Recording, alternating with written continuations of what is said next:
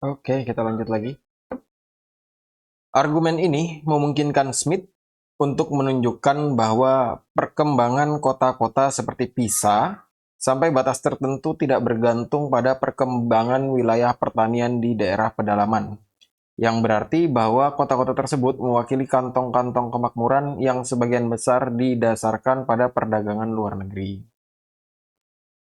Jadi, kota seperti kota-kota yang berada pada pinggir laut, pinggir sungai, walaupun walaupun mereka tidak bisa menanam tanamannya sendiri, tapi mereka tetap bisa berkembang. Dapat tanaman dari mana? Ya dari perdagangan pulau, perdagangan antar internasional kalau di sini disebut.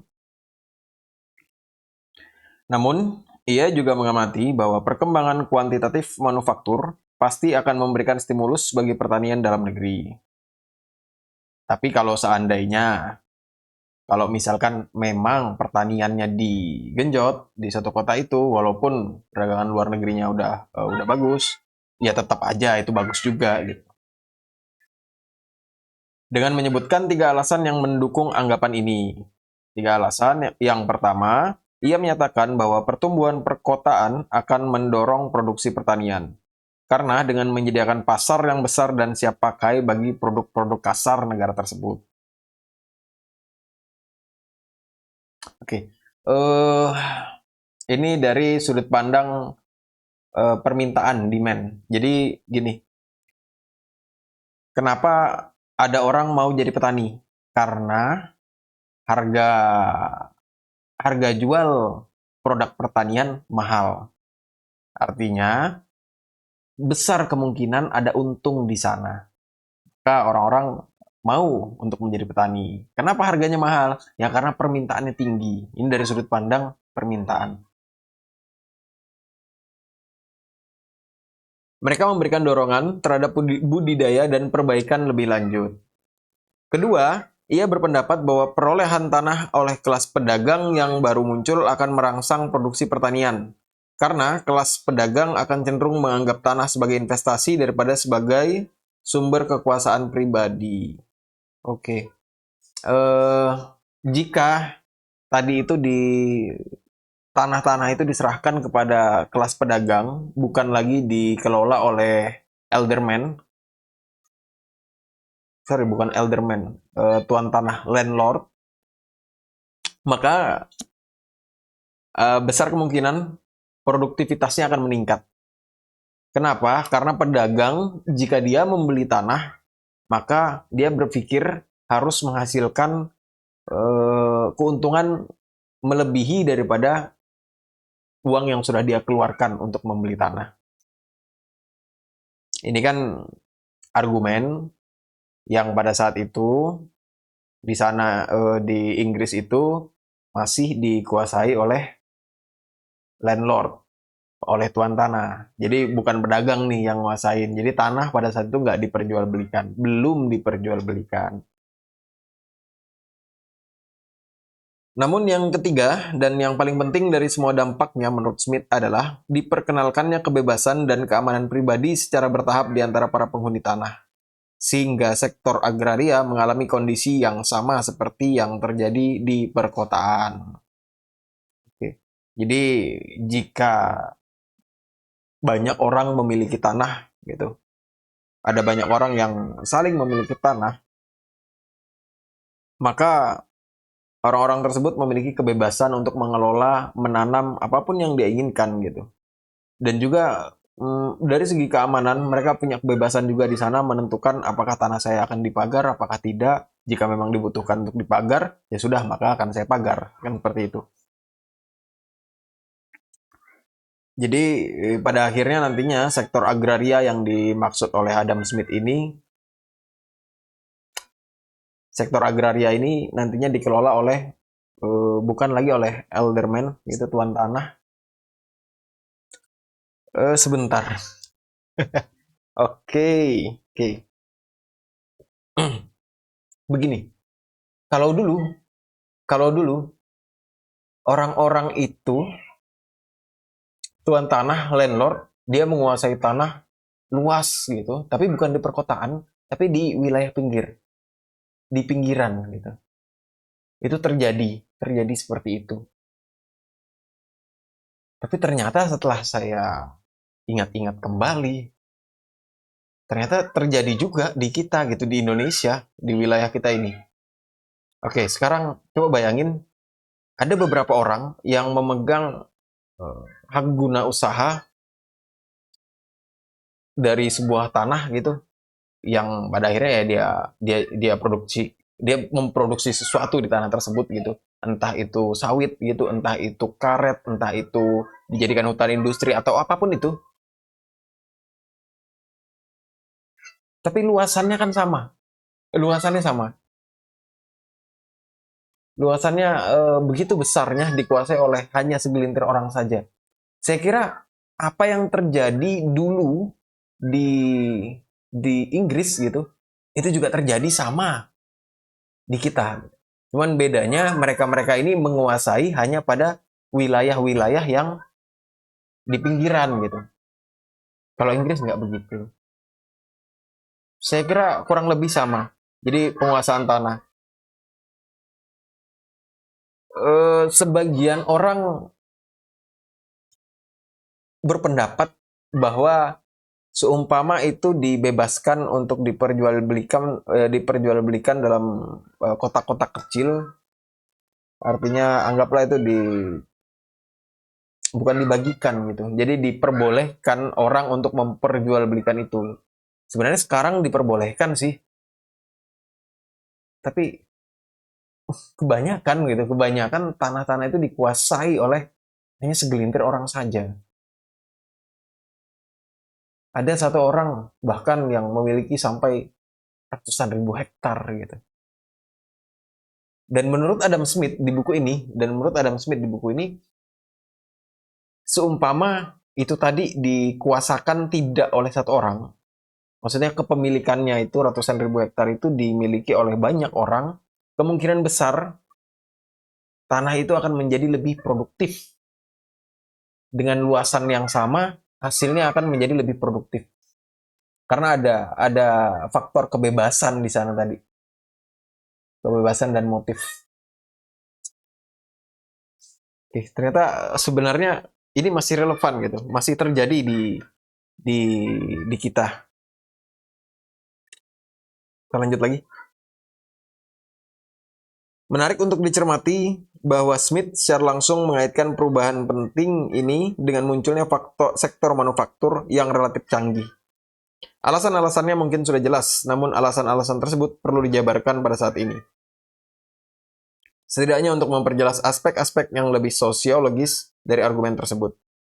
Pertama-tama, Smith menyarankan bahwa perkembangan kuantitatif manufaktur akan memberikan stimulus pada produksi pertanian. Perkembangan kuantitatif manufaktur, maksudnya pabrik-pabrik bertambah secara banyak gitu, akan memberikan stimulus pada produksi pertanian. Apa hubungannya? Hubungannya begini. Produksi pertanian ini tujuannya adalah untuk memberi makan orang. Sehingga jika industri manufaktur, pabrik-pabrik itu secara masif gitu, ada banyak gitu, maka akan ada banyak tenaga kerja. Nah, tenaga kerja ini tadi butuh makan. Berarti ini terjadilah di situ lonjakan permintaan terhadap produk pertanian. Sayur-sayuran, beras, makanan apapun itu yang berasal dari pertanian. Itu dari situnya ya. Dari sudut pandang yang lain juga produksi pertanian. Jadi misal mungkin gitu menanam beras gitu, dan lalu ada manufaktur yang meminta di situ, contoh beras itu kan bisa dijadikan tepung ya, diolah di pabrik dijadikan tepung. Bisa jadi juga dari sudut pandang yang itu. Jadi apakah dia masuk melalui tenaga kerja yang diserap itu, atau bisa jadi juga dia masuk sebagai bahan baku untuk produksi pabrik.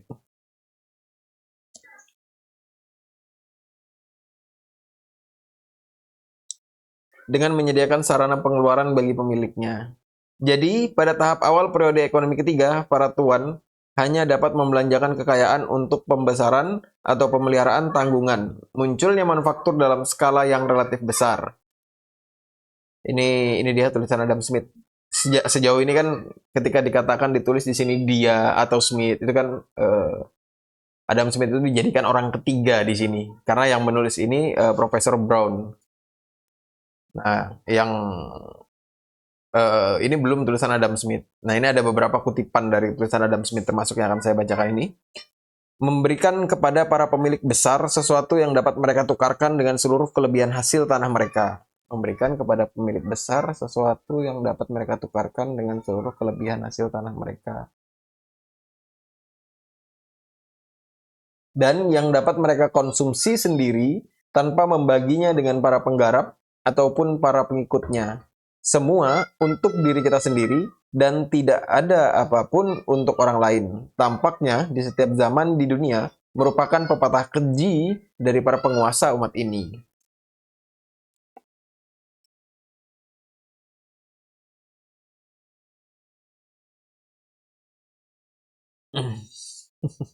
Tata bahasanya. Saya baca sekali lagi.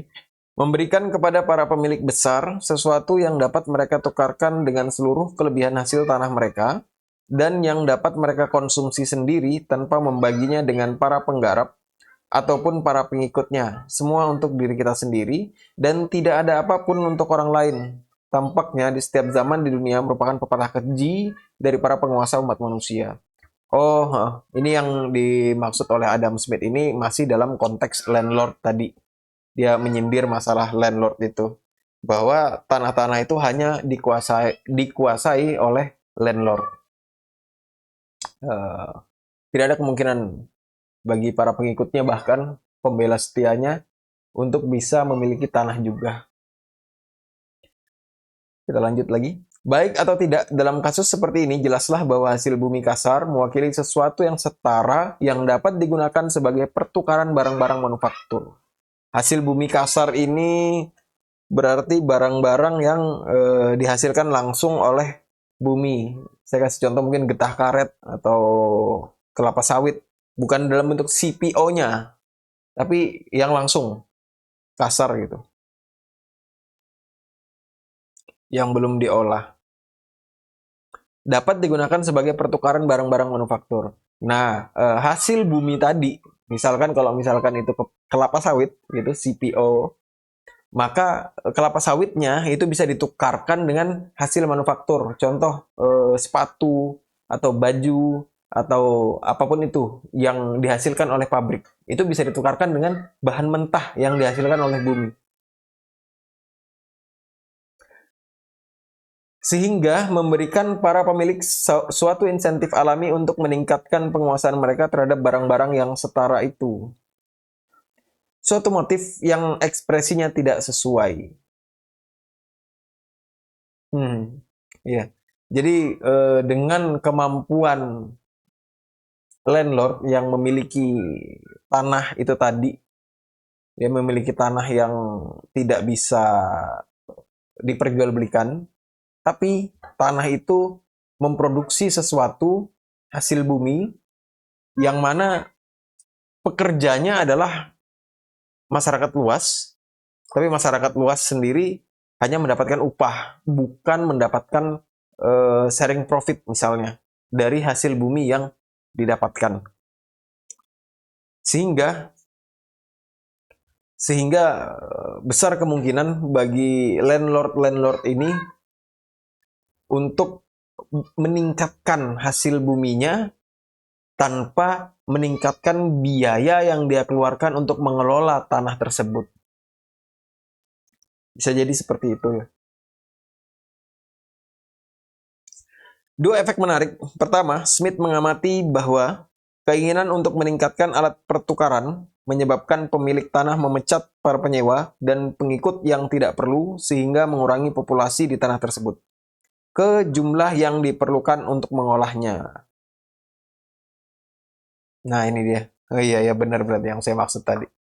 Jadi pertama Smith mengamati bahwa keinginan untuk meningkatkan alat pertukaran Maksudnya meningkatkan alat pertukaran itu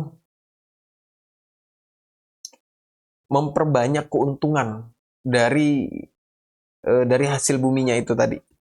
Entah memperbanyak, menaikkan harganya atau menaikkan kuantitasnya dari segi kuantitas jumlahnya atau dari segi kualitasnya, maksudnya harganya.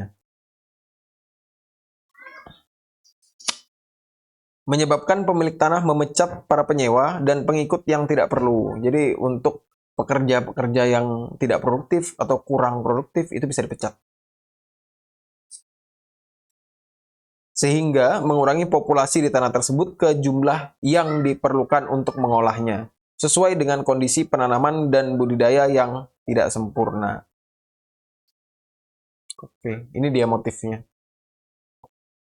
Artinya belum tentu tanah itu bisa menyerap tenaga kerja maksimal. Karena ketika si landlord ini sudah berpengalaman dalam mengelola satuan wilayah gitu, walaupun wilayah itu luas, maka akan sangat besar kemungkinan si landlord ini tahu banget bagaimana cara mendapatkan keuntungan yang sebesar-besarnya, yaitu bahkan dengan cara mengurangi tenaga kerja yang terlibat dalam pengolahan tanah tersebut.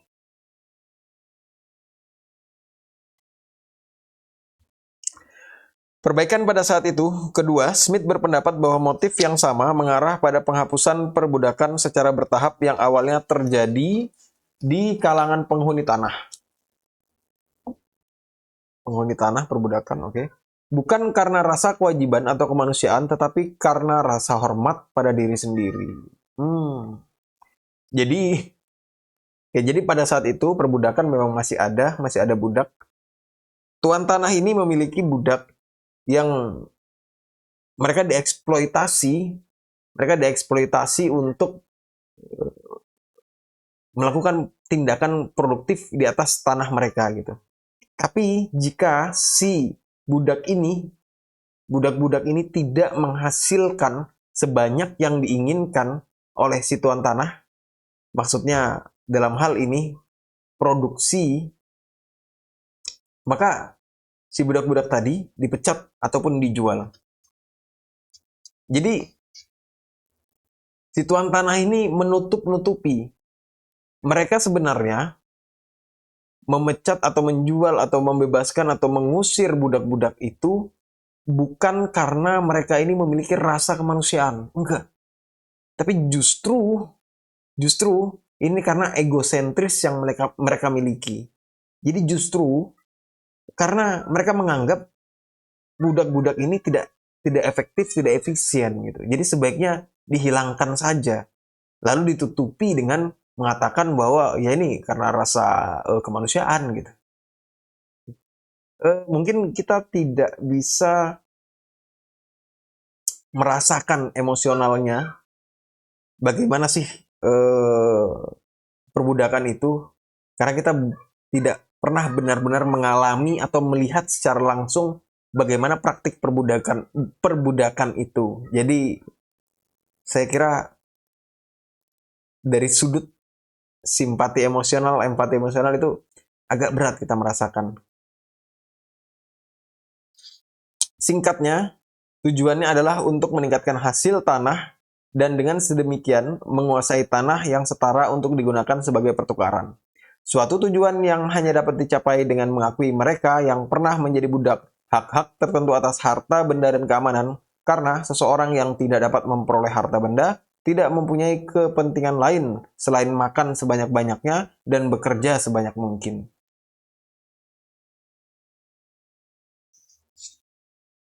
Ya karena budak-budak ini nggak dibayar, ya nggak ada tujuan lain, ya kerja.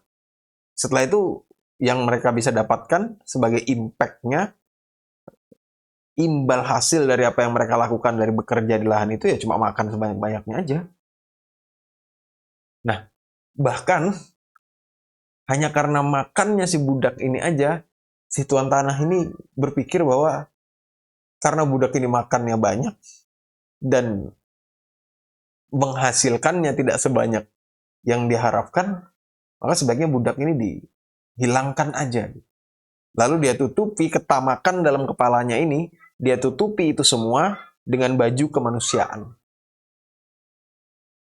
Sesedikit mungkin, dalam pengertian seperti itulah Smith menjelaskan perubahan bertahap dalam status para penghuni tanah, yang dimulai dari keadaan village berpuncak pada munculnya para petani yang layak sehingga disebut, yaitu mereka yang menggarap tanah dengan persediaannya sendiri dengan membayar sewa tertentu. Oke, ini berarti muncul berpindah gitu, bukan berpindah, maksudnya bergeser dari yang awalnya tadi itu landlord ini mempekerjakan budak. Nah, ini menjadi tidak repot-repot lagi. Dia naik ke ini yang kedua, bahwa landlord ini menciptakan sistem sewa gitu. Jadi boleh petani menggarap lahannya dan mendapatkan hasil daripada tanah garapannya sendiri, silahkan dengan biaya sendiri, tapi si petani ini harus membayar sewa sebagai imbal hasilnya, sebagai imbal baliknya kepada landlord, si pemilik tanahnya. Nah, karena landlord ini tadi dia punya kewajiban untuk membayar pajak kepada raja. Jadi daripada repot menanam sendiri, bisa jadi berhasil, bisa jadi panen, bisa jadi tidak gagal panen, tapi dia tetap harus membayar pajak kepada si raja, walaupun gagal panen. Ya udah, kerugian itu, potensi dari kerugian gagal panen itu diserahkan aja langsung ke petani. Jadi si landlord ini pada akhirnya hanya mengambil selisih antara uang sewa dan pajaknya. Oke. Ini baru penjelasan. Kita belum lihat kritiknya Adam Smith. Terakhir, Smith menyatakan bahwa motif yang sama yang menyebabkan perkembangan yang baru saja disebutkan akan mengarahkan pemilik untuk memaksimalkan sewa mereka. Oke.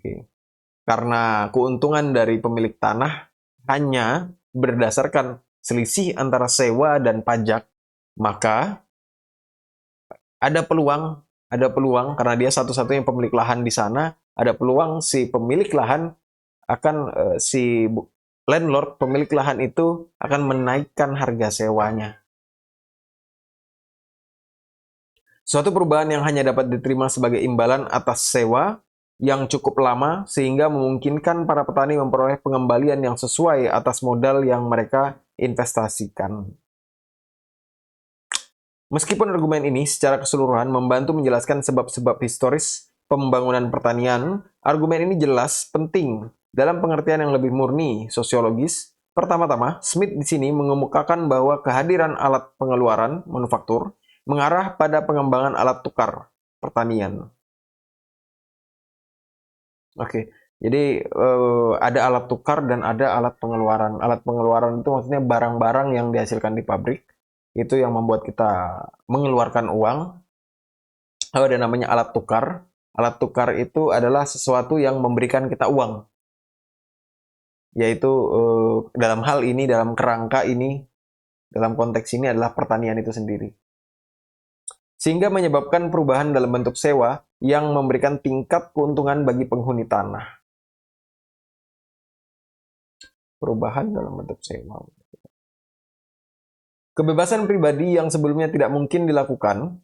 Lebih jauh lagi, argumen yang sama memungkinkan Smith untuk menunjukkan bahwa munculnya cara baru dalam menggunakan kekayaan sebagai imbalannya pasti menyebabkan pengurangan bertahap dalam jumlah tanggungan yang dapat dipertahankan oleh pemilik tanah yang berdampak pada kekuasaan dan otoritas yang dimiliki.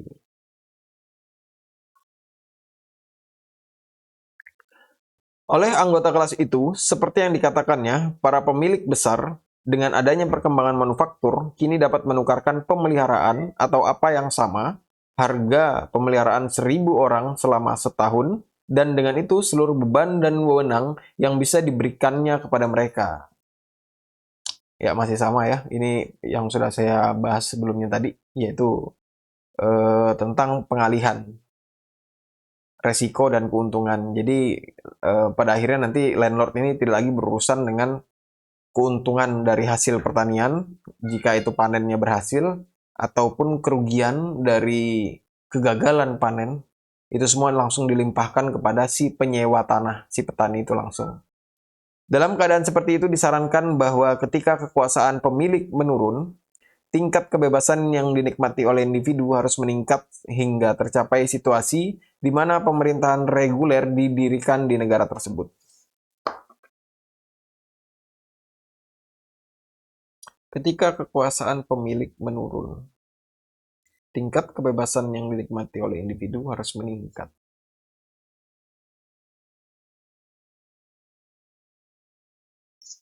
Ketika kekuasaan pemilik menurun. Mungkin ini yang dimaksud adalah masa transisi. Masa transisi dari dicabutnya hak atas landlord itu. Jadi pemerintah, oke. Oh iya iya iya. Jadi begini, ketika si raja itu menyadari bahwa apa yang dilakukan oleh landlord ini justru tidak produktif. Maksudnya begini, landlord ini tidak melakukan apapun, tapi dia bisa mendapatkan uang hanya dari selisih antara sewa yang didapatkan dengan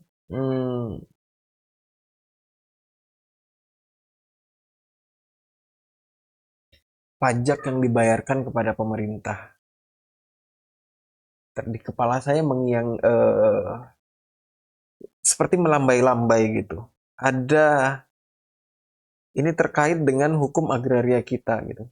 Sejauh ini kan ketika kita mempunyai lahan gitu, mempunyai lahan itu bisa kita sewakan. Sejauh ini kan begitu. Kita bisa menyewakan lahan itu kepada orang lain dan kita mendapatkan hasil sewanya gitu.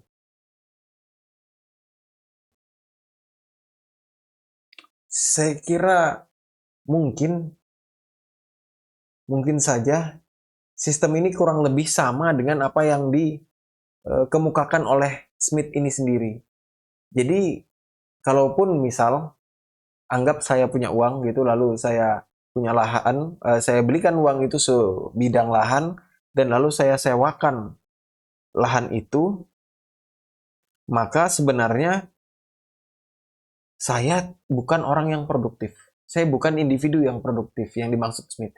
Yang produktif itu adalah orang yang menyewa lahan itu dan lalu memproduksi di atas lahan itu, melakukan sesuatu yang produktif di atas lahan itu. Maka menurut Smith sebaiknya saya ini dihapuskan saja gitu. Kenapa nggak langsung si penyewa itu saja yang memiliki lahan itu gitu.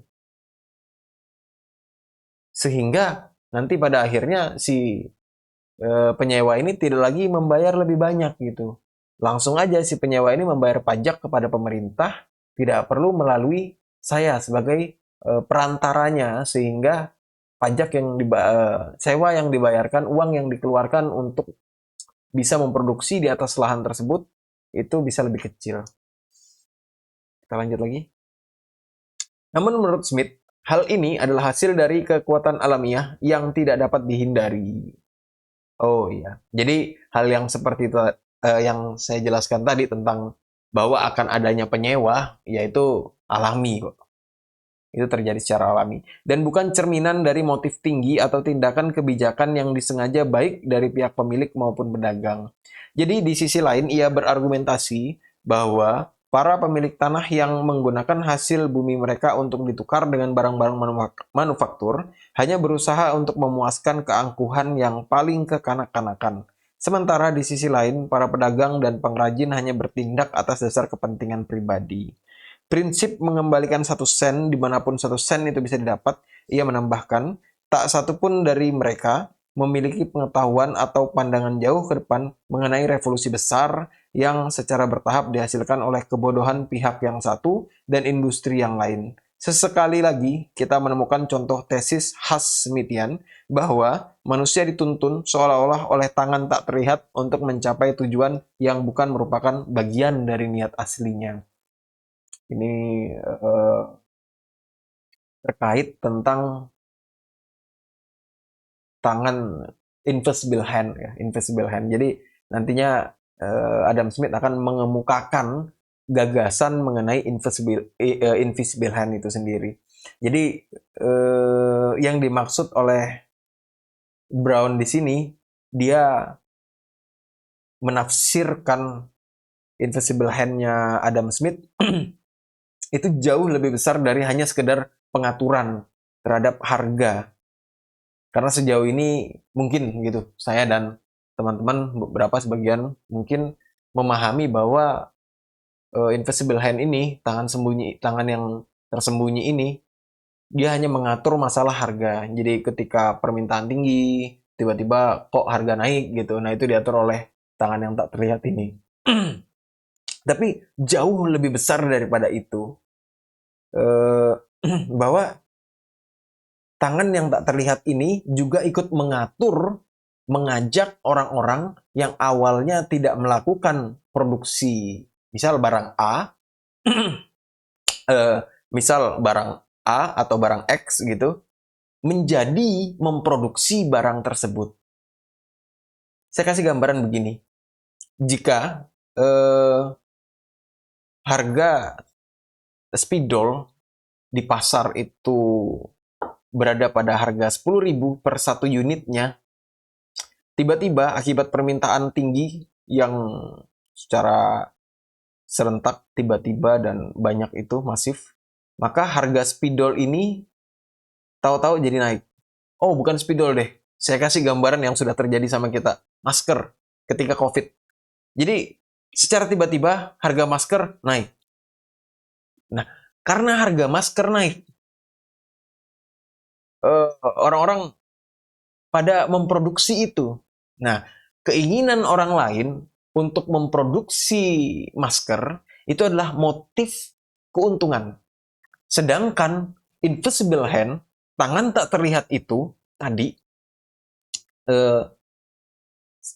dia tidak menuju pada motif keuntungan. Dia menginginkan barang di pasar itu bisa didistribusikan dengan baik, diproduksi, didistribusikan dengan diproduksi dan lalu bisa dapat didistribusikan dengan baik dan lalu menjadi satu berada pada posisi efektif efisien. Pada akhirnya, ketika banyak orang yang mau produksi masker, pada akhirnya harga masker akan turun. Jadi bukan hanya tentang naik turunnya harga saja, tapi tentang motif juga. Awalnya kan saya menganggap bahwa ini hanya tentang harganya naik, harganya turun gitu.